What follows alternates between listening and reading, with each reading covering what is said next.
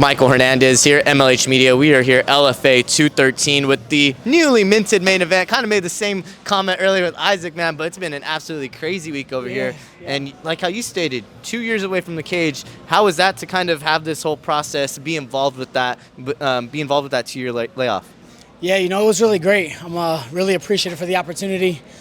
Just like the last 2 years have kind of been out of my control. A lot of the way that this card kind of played out was out of my control, but we just took it in stride.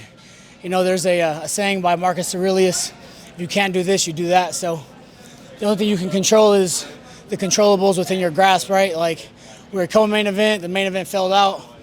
I would have thought they would have just bumped us up. They put somebody else in that slot. It's all good. And then I just happened to be on Instagram a couple hours before the fight, and I saw that main event also fell out, and then I was the new main event. That's actually how I found out, was just scrolling on Instagram. So that was cool. It didn't change anything, just more eyes on us. We're in the spotlight, so just more incentives to come out here and put on my best performance. Like how you stated, Marcus Aurelius has this quote, and I believe you kind of showcased it imperfectly in stride here tonight. A lot of people know you as a Greco-Roman wrestler, but you showed strides in the striking as well against a very accomplished striker in Jacob Gonzalez. Right. How did that feel to be able to show a different element of the game for Chris Gonzalez out there tonight? Yeah, I always have the wrestling in my back pocket, but I know that's not what the fans want to see.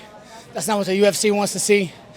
So it's nice to be able to go there to steal some rounds, but at the same time, we're entertainers, so I want to entertain and put on a show for everybody. And, tonight was a great opportunity. We got bumped up into the main event, so I didn't want to just go in there and lay and pray on somebody. I wanted to show that I've made those improvements.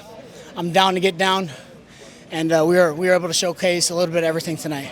You made a call out to another Los Angeles native over there in Chris Padilla, but I would be remiss if I didn't bring up the fact that you had a man that you've been calling his name out for quite some time, and Christian Avalos in the crowd here tonight, supporting his brother Jose Avalos. What were your kind of thoughts about maybe possibly going over there and taking on Christian Avalos, lightweight bout, potentially? I mean, that's been a name that you've kind of been calling out for a while, along with Chris Padilla. What is it with you and Chris's, man? It seems like it's that just a vendetta? Yeah, it's like the show, right? Everybody hates Chris, so...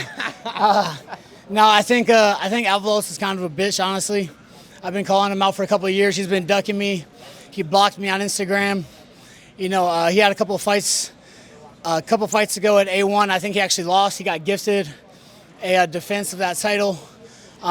He's not in my league. He's not really on my radar. But if they give me a call and the money's right, the UFC doesn't call, then maybe we can make that happen. But I'm not even thinking about that guy anymore right now, so yeah. Hey, man, congratulations on that victory out there tonight. A very, very strong performance in that main event. LFA 213's main event. Michael Hernandez signing out over here from Tachi Palace. Hey, man, congratulations on that.